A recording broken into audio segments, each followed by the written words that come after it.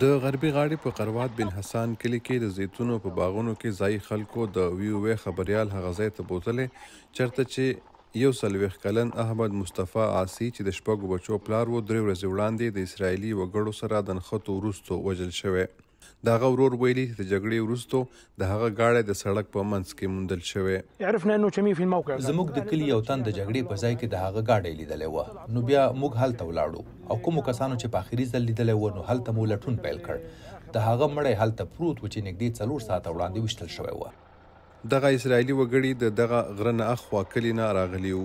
د قروات بن حسان کلي ښاروال یوې نقشې ته په اشاره کې د اسرایلي آبادکارو ټولنې یا آبادیانې ښایي. ابراهیم وایي د دوی د ټولنې یو غړی د فروری په میاشت کې هم وژل شوی و، خو تر اوسه د اسرایل او فلسطین لخوا دغه وژل شو ته کوم انصاف نه دی ترلاسه شوی. موږ پر ټوله نړۍ غږ کوو، په خاصه توګه له امریکې او برطانیې غواړو چې په دې کې مداخلت وکړي او اسرایل له دې ودروي او بشر وژنې ودروي. د چا چې په دې کې لاس وي له هغوی پوښتنه وسي او نور دې خوندي وساتل سي. دا اسرایلي آبادکاران عام فلسطینیان په نقشه کوي، څوک چې یوازې خپلې مځکې خوندي کوي.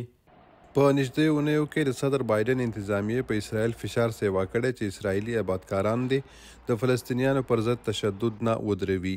د دسمبر په 5مه نیټه امریکا اعلان کړی چې دوی به هغه اسرائیلي آبادکارانو ته د امریکا ویزې نه ورکوي څوک چې په داسې تشدد کې لاس لري، او د اسرائیلي حکومت نه بیا غوښتنه کړې چې دغه تشدد مخه ونیسي.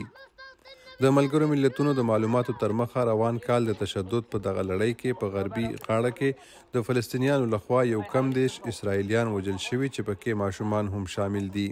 د فعالانو ځایي ډلو ویلي چې د جګړې پیلېدو وروسته د اسرائیلي آبادکارانو لخوا په نږدې ورځو کې تشدد 1 په 2 زیات شوی، چېرته چې اسرائیلیان وسلې هم لري. د آبادکارانو په تیرو ستونزو کې به یو تن سره ټوپک یا وسله وه، خو اوس د ځوانانو یوه ډله وي چې ورسره وسلې وي او دغه خطر اوس ډیر شوی. لکه تاسو به په 5 ورځو کې د خپلې سیمې نه ووځئ او هر څه به پرېږدئ. وی ته په یو لیکلي ځواب کې د اسرائیل د دفاع وزارت چارواکو ویلي چې IDF او ځایي انتظامیه د دغه کلو د اوسیدونکو د امنیت خوندي ساتلو لپاره هر قسمه ګامونه پورته کوي.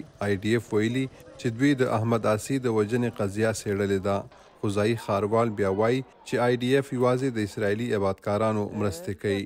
د احمد عاصي 15 کلن زوی نورالدین عاصي لا هم دا یقین نه کوي چې پلار یې وژل شوی دی. دوی په دومره وړوکي عمر کې د خپلې کورنۍ ټول بوج زما په اوږو راواچاوه. د اسرائیلي آبادکارانو ځایي کونسل په دې اړه د وی پوښتنو ته کوم ځواب نه دی ویلی. د غربي غاړې د قروات بن حسان کلي نه د وی هنري ویکنز لپاره شعیب زاده، وایس اف امریکا، ډیوا، واشنگټن DC.